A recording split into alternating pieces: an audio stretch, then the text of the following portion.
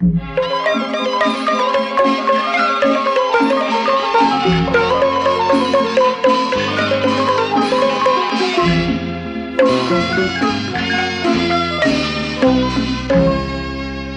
္ဓမြတ်စွာဒေသနာတရားနာကြားမှတ်ယူသူတော်များပေါင်းမှာအသက်ရှင်ခြင်းအနာကင်း၍ဒေါသလောဘမောဟတွေရှင်ကကိုယ်စိတ်နှပြကျမ်းမာချမ်းသာသာသနာအကျိုးများဆောင်ရွက်ရပေမှာသရာကြီးစေရနာကဘာတီစေမှာဘုရားသာသနာရောင်ဝမညိုးပါတကူတော်အဖျားပြားရှိခိုးပူဇော်ချီးကျူးဝန္ဒနာ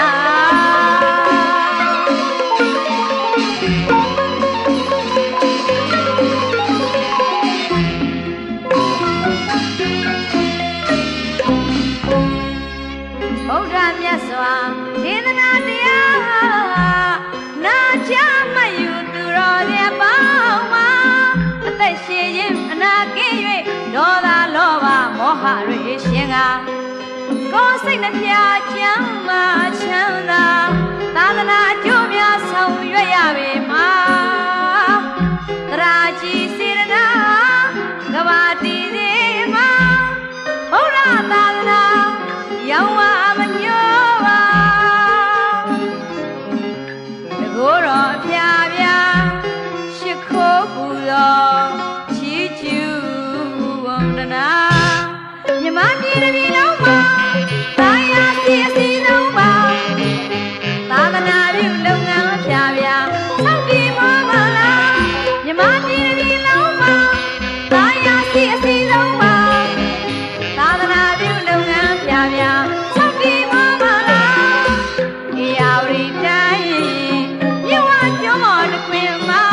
ဘာသာရေးသာသနာရေးပြန့်ပွားစေမှာနောက်ပွင့်လာမဲ့မြတ်ဖျားကူမျိုးကရွှေမင်းရွှေကံပေါ်ပြန့်နိုင်သင်ဝေစာအေးရပင်ပြင်းပြအေးကရိတ်သာယာဘုရားရိတ်ဘောကလင့်ကျိုးဆောင်လျက်ပါဖျားမတော်စေရီများစွာပြုပြမောမှာကုသိုလ်ပွားကရွှေရောင်တစ်ထိန်ထိန်မေရောင်မသိပါကျောသာလိုက်ကြသာသနာတော်ကြီးအတွန့်ရှည်ဖို့ရာအကျိုးဆောင်ကောင်းမှုပြုရမှာ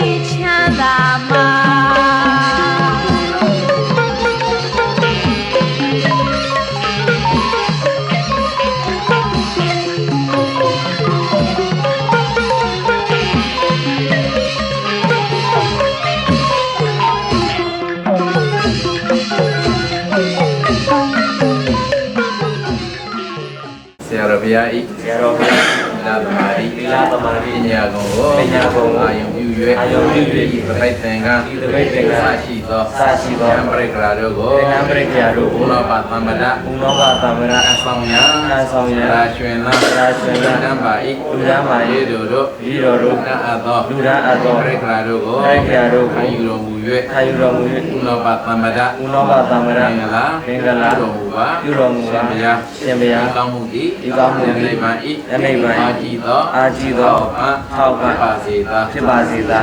ရှင်ဘုရားသာသာ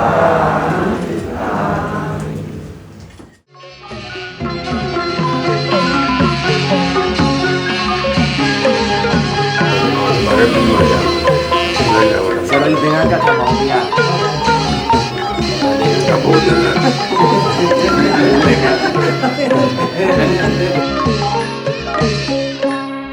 ဆုတ်ကကဘာမှာမြတ်ဗုဒ္ဓရဲ့ဒေသနာလေးစားယုံကြည်ကြပါကချီသုံးပါးကျော်နေနိုင်မှာဆုတ်ကကဘာမှာမြတ်ဗုဒ္ဓရဲ့ဒေသနာလေးစားယုံကြည်ကြပါကချီသုံးပါးကျော်နေနိုင်မှာဒါနပါရမီမျိုးစိစိုက်ကြိုးကြပါပြစ္ဆုတ်ပန်ဒိဋ္ဌာကျိုးပွားများနိုင်ပေမှာနောက်ဘဝတွင်ညောကမြတ်တရားမြဲပွေရှာဒါနနဲ့တူမကွာသီလဆောက်တည်ပါမြတ်ဗုဒ္ဓတကောရကုံရောက်သာမြတ်တရဝဝိနေယအန္တရာယ်ကင်းငြိမ်းချမ်းသာမှာ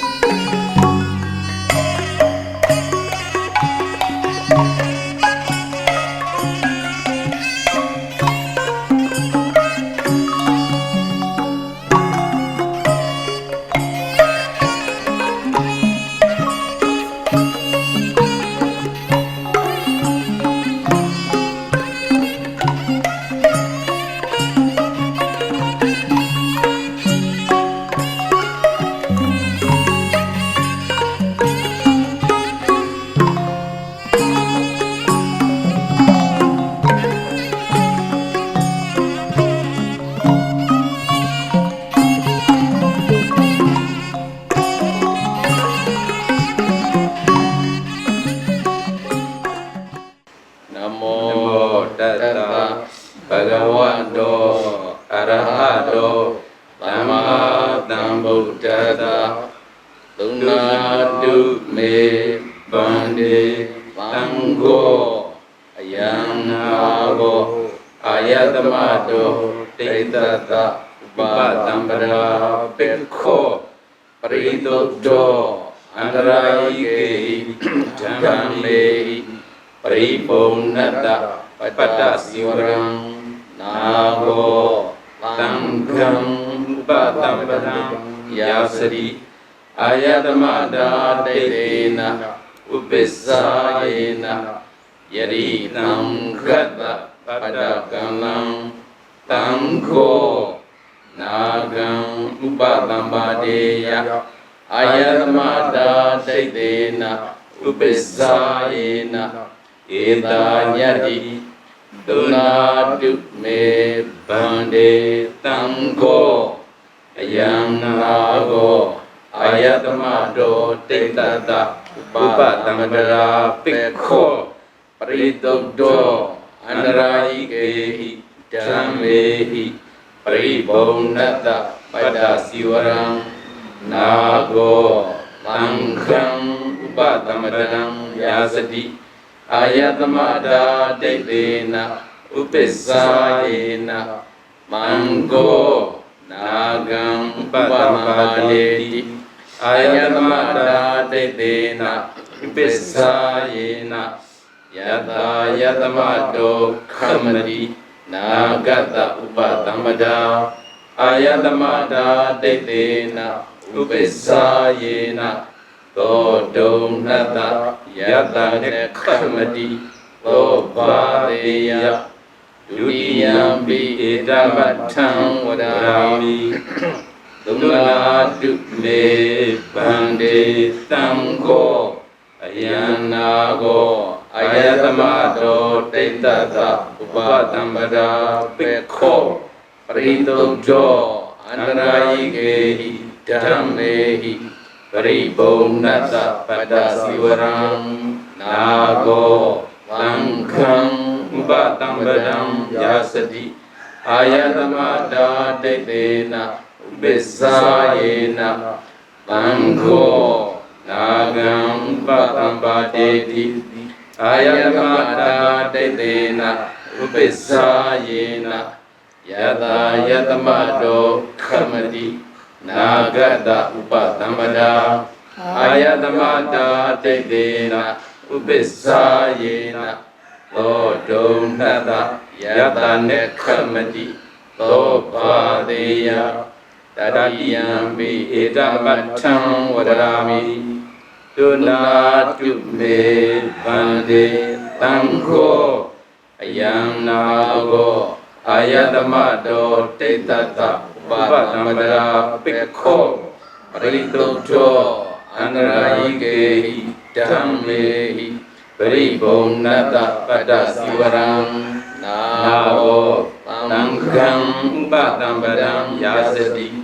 ayatamada teitena upesayena mango nagam upadambadeti ayatamada teitena upesayena yata yatamado khamati nagata upadambada ayatamada teitena upesayena todonata yata khamati tobadeya upadambano tanghena nago ayatamada teitena upesayena khamati tanghata yatamadoni ewa metam dharayami.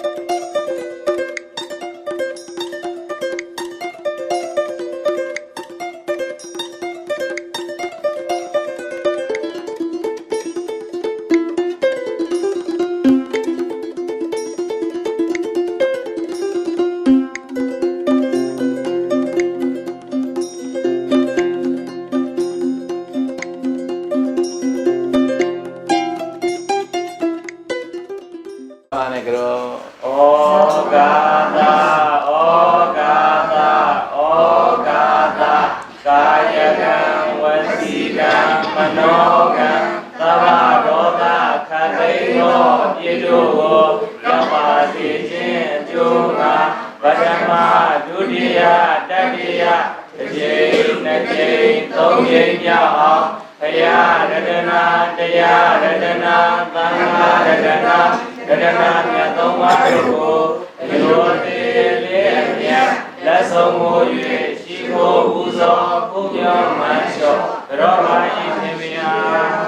Namya Tumaro, Yodinua, Lesson Moyo, Shigo, Puzo, Puyo Macho, Projaya, the Puzwanda, Panama, Teresa, Garwa, Kamuka, Sena, Javara, Jamimiro, Lola, Tonta, Pasado.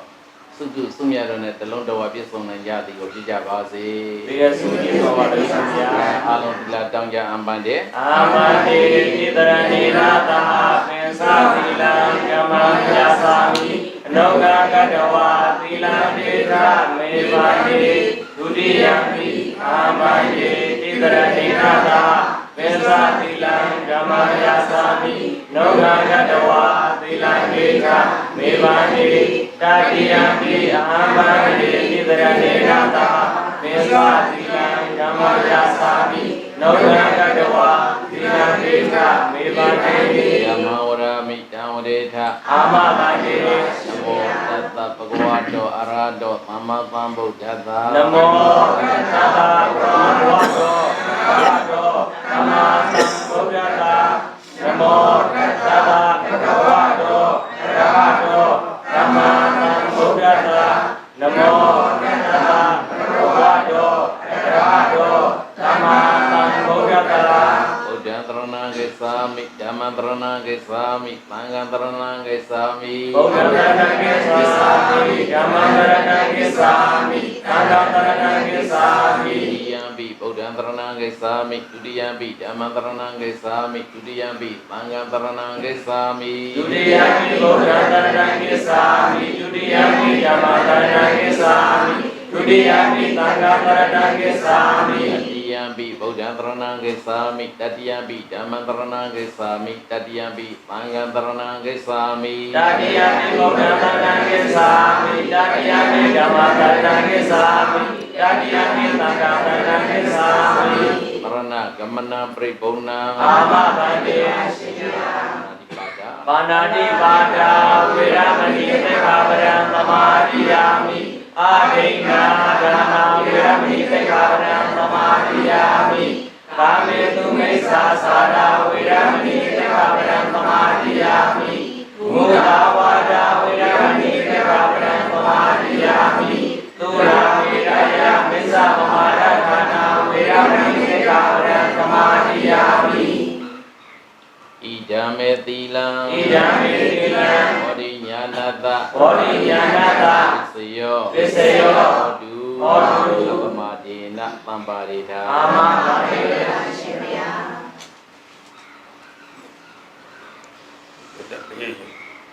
Kaya Pangaro, Shantumia, Wadu Taba Mangala Pungada, Tabitia, Nagara, Pita Bona, Wamia, Chimia Pero Mugabapia. Wadu Taba Mangala, Rekadu, Taba Dewata, Taba Mangala Pawina, Ratuti, Pondude,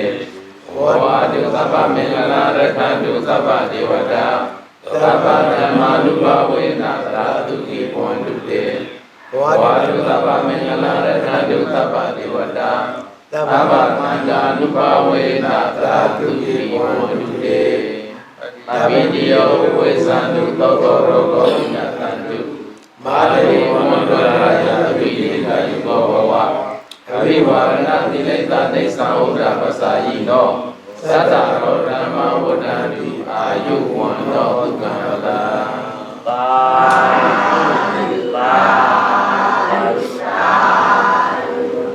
Kaya may yezay masyami nga kato tiya home no? Ako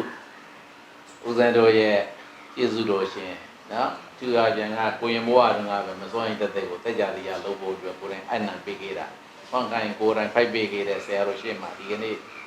တရားဟောမယ်နော်။ တရားဟောမယ်ဆိုတော့ဆရာတော်စီကိုမစိုးရင်တော့မရောက်နေစိတ်ရှိနေတာအယူရောက်တော့ဝါကင်းကုန်းအခုလက်ရှိကြောင်းတိုက်ကလေကွန်းကြီးပဲရှိသေးတယ်ကြောင်းမလို့ပါသေးဘူးအဲ့စာတရားကြောင်းတိုက်မှာဆရာတော်ဥစ္စတိလာစီမှာဆရာတော်ကခန်းနေဘဝကိုရင်ဘဝနဲ့အဲ့လိုနေကြရတာနော်အဲ့ဒီတုန်းကဥပုံနေတရားဟောပြီးဆိုရင်ဆရာတော်ကရှိတဲ့ပြိဿတွေကိုတရားထိုင်ခိုင်းတယ်လို့တရားနာရတယ်အဲ့ဒီတုန်းကငါစိတ်ရှိနေပြီရှိသေးတယ်ဆရာတော်ကရောက်လာတဲ့ယောဂီပြိဿတွေကိုသူကိုယ်တိုင်နှလုံးသွင်းနေကြဂါထာပိုက်လေးတွေကိုဥစားပေးပြီးတော့ဟောတယ်အဲ့ဒီထေကမှတ်မှတ်ရရဒီပြိဿတွေကိုတဂါထာလောက်ရွတ်ပြီးတော့သတိပေးလိုက်ရင်ဆရာတော်လေးနှလုံးသွင်းဆင်ခြင်ပြီးသားပြိဿတွေလေးပဲလူမှန်ရင်ဒီလိုနှလုံးသွင်းရမယ်ဆိုတာကိုဆရာတော်နှိပ်ပေါင်းများစွာလွန်ခဲ့သောနှိပ်ပေါင်း90ကျော်ကဟောခဲ့တဲ့တရားတွေကဂါထာတစ်ပုဒ်ပေါ့နော်ဝက်ကလိခေရအဘာဒံဆိုတာရှင်ဝက်ကလိပြိဋိနိဗ္ဗာန်စံခန့်ဆိုပြီးတော့ဆရာတော်ဟောတာ3နာရီကျော်လောက်ရှိတယ်နော်နော်စာအုပ်လေးထွက်ထားတာရှိတယ်အဲ့ဒီထဲကဆရာတော်အမြဲတမ်းနှလုံးသွင်းဖို့အတွက်မှာတာအဲ့ဒီတရားကိုဟောတဲ့ရှိမှာဆရာတော်ရဲ့အသက်38နှစ်လောက်ပဲရှိဦးမယ်နော်ဘာလို့ဆိုတော့36နှစ်လောက်ပဲရှိမှာငါအသက်ကမှ68နှစ်ပဲရှိသေးတာဟုတ်ဆရာတော်က68နှစ်ကြီးတယ်နော်အဲ့တော့အဲ့ဒီရှင်တော်ကသူဘာသတိပေးလဲဆိုတာတဲ့ယောဂီတွေပေါ့အနန္တာဒီနဝကာယောဝိတရုခသမုပမောအာဝါသောပပ္ပဗုဒ္ဓနာပုံစောဒုက္ခသကေဝလောကျေးဇူးတော်ရှင်ဆရာတော်ဘုရားကြီးဟောနေတဲ့ဂါထာကိုဆရာတော်ကိုယ်တိုင်ပြန်ပြီးတော့နှလုံးသွင်းဖို့အတွက်တပည့်တော်ရှောင်းနေပါတယ်ဗျာအနန္တာဒီနဝကာယောဝိတရုခသမုပမောအာဝါသောပပ္ပရောဂနာပုံစောဒုက္ခသကေဝလောကာယောသူငါရရှိနေတဲ့ခန္ဓာကိုယ်ကြီးသည်အနန္တာဒီနဝအကောင်းဆိုတာဘာမှမရှိအပြည့်တွေတဲ့ပဲအဆုံးမရှိအပိုင်းခြားမရှိစုပေါင်းနေတိုင်းတဲ့ခန္ဓာကိုယ်ကြီးဖြစ်တယ်လို့ပရမရှိဟုစွာဝက်ကလိမထေကိုမြတ်စွာဘုရားနှလုံးသွင်းဖို့အတွက်သတိပေးတဲ့နံပါတ်1နှလုံးသွင်းမှုကိုဆရာတော်အမြဲတမ်းအဲ့ဒါလေးကိုအခြေအပြင်ဟောထားပါတယ်ဒီကတော့ပါဠိလိုရှိတဲ့အတိုင်းပြပါမယ်ကာယောမိမိတို့ရရှိနေတဲ့ဟောဒီခန္ဓာကိုယ်ကြီးဒီအနန္တာဒီနဝအပြည့်တွေကလည်းပဲအဆုံးအစအပိုင်းခြားမရှိစုပုံပြီးတော့နေတဲ့ခန္ဓာကိုယ်ကြီးပါတကားဤသို့နှလုံးသွင်းပါတဲ့ဒုတိယဝိသရုခသမုပမောကာယောငါတို့ရရှိထားတဲ့ဟောဒီခန္ဓာကိုယ်ကြီးဒီဝိသရုခသမုပမောအစိတ်ပင်ကြီးနဲ့တူလလေးစွာတကားဒုတိယနှလုံးသွင်းဖို့အတွက်ဣမတကအာဝါသောပပ္ပရောဂနာပပ္ပရောဂနာလုံးစုံသောကိုယ်စေကြောင့်ယောဂဝေဒနာတို့၏အာဝါသောစုပေါင်းဖြစ်ပေါ်တဲ့နေရာဌာနလေးအောက်ပါပေ၏တကားပြီးမှသရုတ်ထ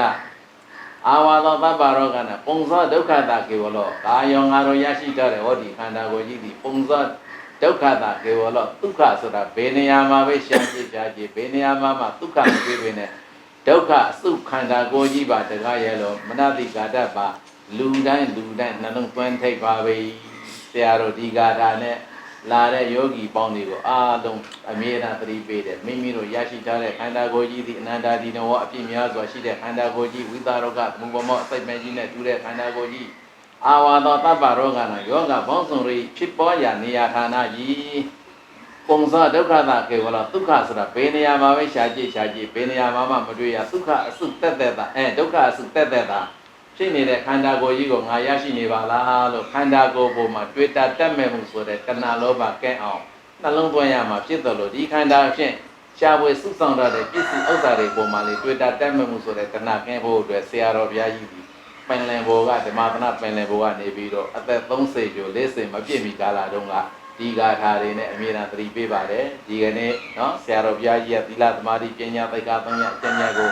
အာယုံပြုပြီးတကာလပြိက္ခရာစုံလန်းစွာတို့ဖြင့်လူတန်းပြီးတကာလနော်ဥနာပါသံဗရရာခံဆောင်နိုင်ဖို့အတွက်ဒီမှာအားလုံးသံဃာတို့ရှင်သူများတွေကြွနေကြတယ်တရားဓမ္မတွေကြွနေကြတယ်အားလုံးတို့အားလေးပဲဆရာတော်ဘုရားကြီးငယ်ငယ်တုန်းကဟောခဲ့တဲ့ဝဂလိခေရာအပရတိမှာလာတဲ့နှလုံးသွင်းမှု၄ချက်နဲ့ပြည့်စုံအောင်ကျင့်သုံးနိုင်ကြမယ်ဆိုလို့ရှိရင်အခုပြိက္ခရာလူတန်းတဲ့ကုသိုလ်ကတစ်မျိုးဆရာတော်ဘုရားကြီးငယ်စဉ်ကဒီလိုဟောကြားခဲ့သလိုပဲအခုလက်ရှိခန္ဓာကိုယ်မှာကြာရောက်နေတဲ့ယောဂဝေဒနာဒီလိုဖြစ်နေရင်လည်းဆရာတော်ဘုရားကြီးကဒီကာထာနဲ့ပဲဝက်ကလိမတိနှလုံးသွင်းတဲ့အတိုင်းပဲ၄ချက်လုံးနဲ့နှလုံးသွင်းနေပါလားတို့ရဲ့အနန္တကျေးဇူးရှင်ဝါကိုင်းကုန်းဆရာတော်ဘုရားကြီးဟာလေဒီမြတ်စွာဘုရားဝက်ကလိမတိကိုဟောထားတဲ့နှလုံးသွင်းမှု၄ချက်အတိုင်းပဲနှလုံးသွင်းနေပါလားမိမိတို့တွေ့ဟာလည်းပဲအသက်တရားဓာတ်မှာဒီခန္ဓာကိုယ်ဆွမ်းရပြီးတော့တွားရမှာဖြစ်သည့်အတွက်ကြောင့်ဘုရားရှင်ဟောတော်မူထားတဲ့ဝက်ကလိထေရအာဗြဟ္မလာတဲ့ဒီလိုနှလုံးသွင်းမှု၄ချက်နဲ့ ပြည့်စုံအောင်နှလုံးသွင်းနေထိုင်ကြမယ်ဆိုရင်အခုပိတ်ခါထကန်ဆောင်တဲ့နေရာမှာပုဏ္ဏဘာသံဃာရဖြစ်တော်မူသောဥစ္စာတွေကျေးဇူးတော်ရှင်ဆရာတော်ပြည့်ရဲ့စန္ဒတော်နဲ့တိတ်ညီအောင်ဘဝတကူအသက်ရှင်ရရောက်တယ်အဲ့ဒီလိုဖြစ်အောင်လေးပဲနှလုံးသွင်းကြပါကြိုးစားကြပါလို့နော်ဩဝါဒတော်တက်ရောက်သောပရိပေနှလုံးသွင်းမှုဓမ္မကရာကိုပြီးပါပြီဒါကြောင့်ဒီကနေ့ဆရာတော်ပြည့်ရဲ့သီလသမာဓိပညာဂုဏ်တို့ကိုအမှုပြုပြီးကာလပရိက္ခရာလူတိုင်းရတဲ့ကောင်းမှုကုသိုလ်စုစုတို့ကြောင့်ဒုက္ခခတ်သိမ်းချုပ်ငြိမ်းရမှာမြတ်နိဗ္ဗာန်သို့လျင်မြန်စွာမျက်မှောက်ပြုနိုင်ကြပါစေကုန်သတည်းသာ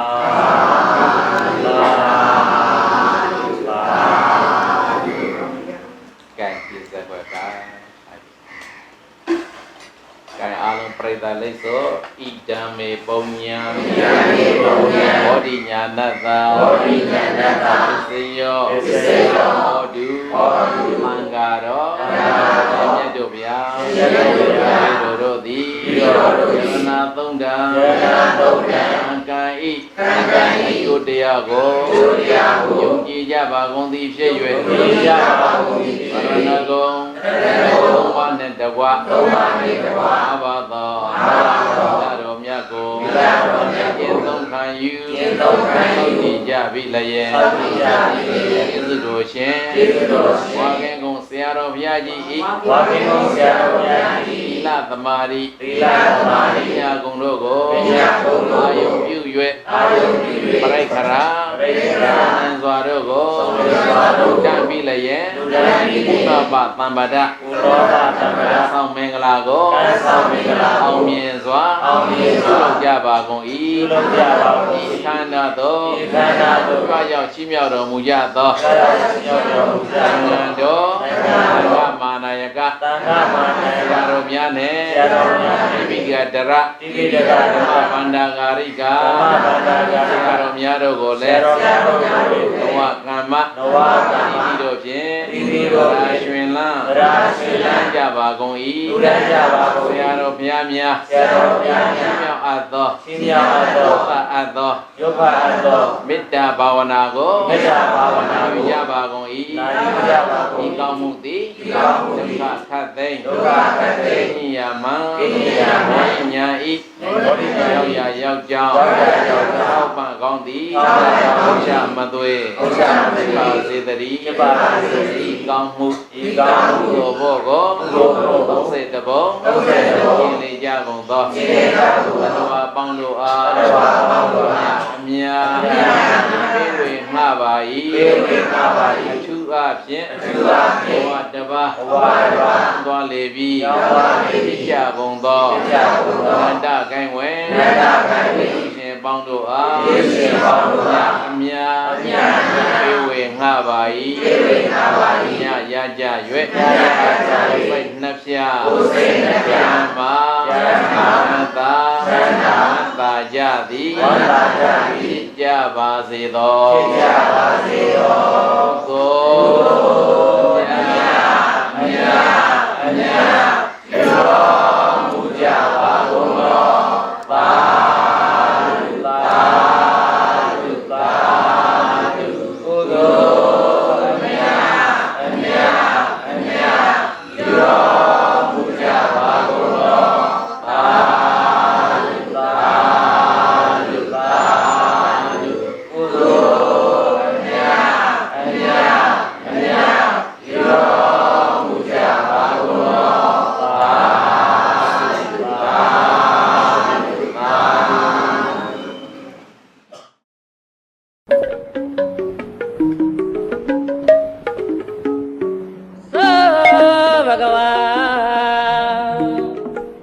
ဗုဒ္ဓအေတပိသာတံဃာတော်တို့မှာကိုးပြသာကုန်ပြည့်စုံတော်မူ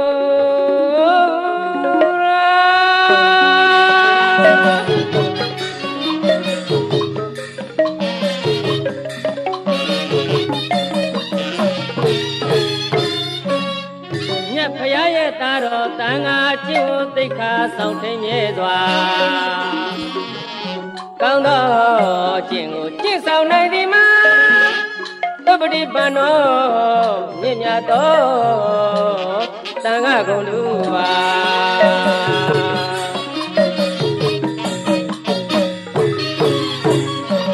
မြတ်ဖရာရဲ့တာတော်တန်ဃာကျင့်ဝတ်သိက္ခာဆောင်ထိန်မြဲစွာကောင်းသောကျင့်ကိုကျင့်ဆောင်နိုင်သည်မှာသဗ္ဗရိပန္နော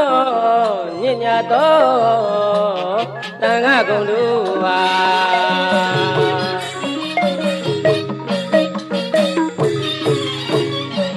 ယဟရိယာသူရကောင်းမနာကြောက်မှသောကျင့်သီလကိုအမြဲမကွာကျင့်ဆောင်နိုင်တာသူစုပြိပန္နောမြင့်မြတ်သောတန်ခါကုန်လူပါ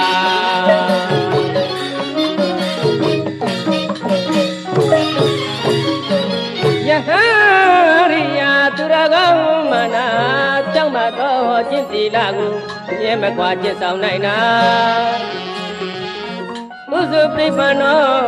မြင့်မြတ်သောတန်ခါကုန်လူပါ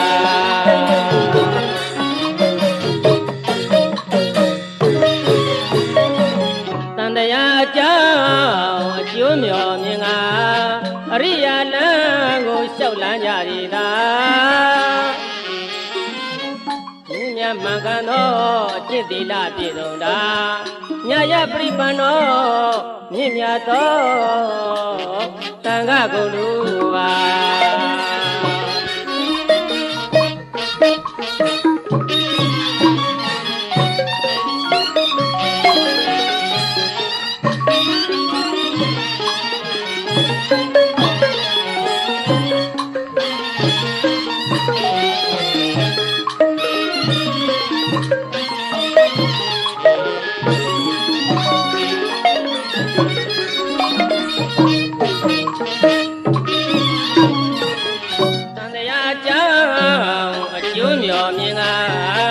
အရိယာလမ်းကိုလျှောက်လန်းကြရတာ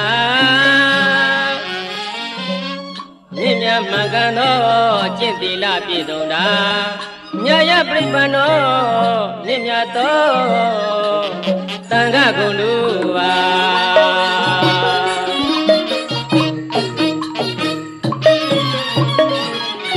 သာသနာရောက်ထွန်းလင်းတောက်ပြောင်လေးကို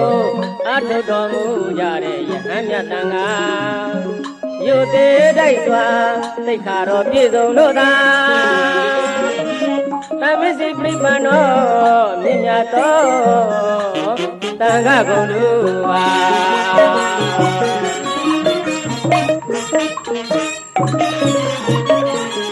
သာသနာရောက်ထွန်းလင်းတောက်ပြောင်ကြီးကိုအထုတော်မူကြတဲ့ယဟန်မြတ်တန်ခါယုသေးတိုက်စွာသိက္ခာတော်ပြည့်စုံလို့သာသမစ္စိပရိပန္နောမြင့်မြတ်သောတန်ခါကုန်လူပါ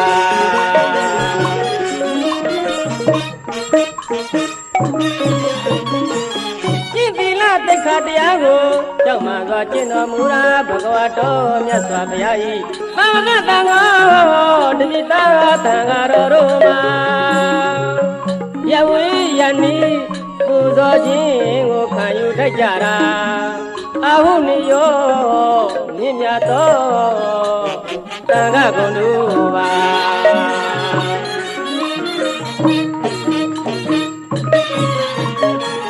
ကျင့်သီလသိက္ခာတရားကိုကြောက်မှန်စွာကျင့်တော်မူတာဘဂဝါတော်မြတ်စွာဘုရား၏သာဝကတန်ခါတပိတာသံဃာတော်တို့မှာယဝေယနိပူဇော်ခြင်းကိုခံယူတတ်ကြတာအဟုနိယောမြင့်မြတ်သောတန်ခါကုန်လူပါ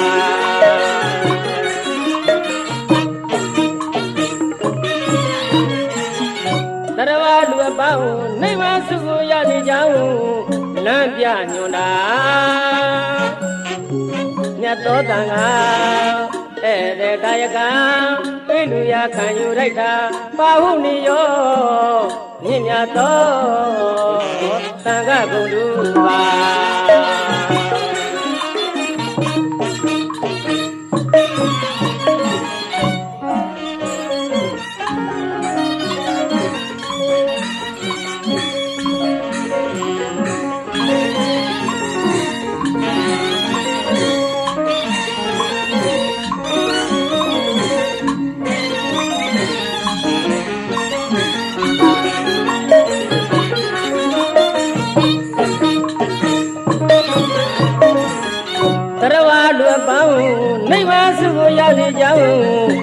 ပြညွန်တာမြတ်သောတန်ခါဧည့်သည်တာယကပြေလူရခံယူလိုက်တာပါဟုနေရောမြင့်မြတ်သောတန်ခါဂုဏ်တို့ပါ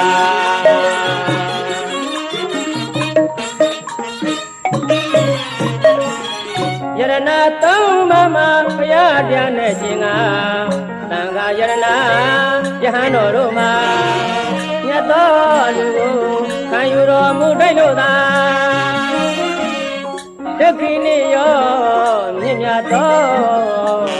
သံဃာဂုဏ်တို့ပါ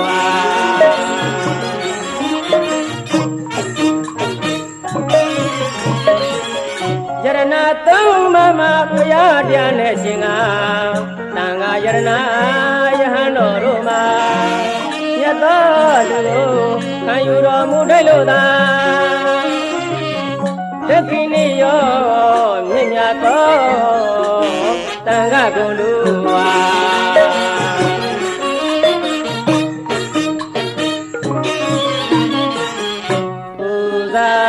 ပူဇော်တိုက်တဲ့ယဟန်တန်က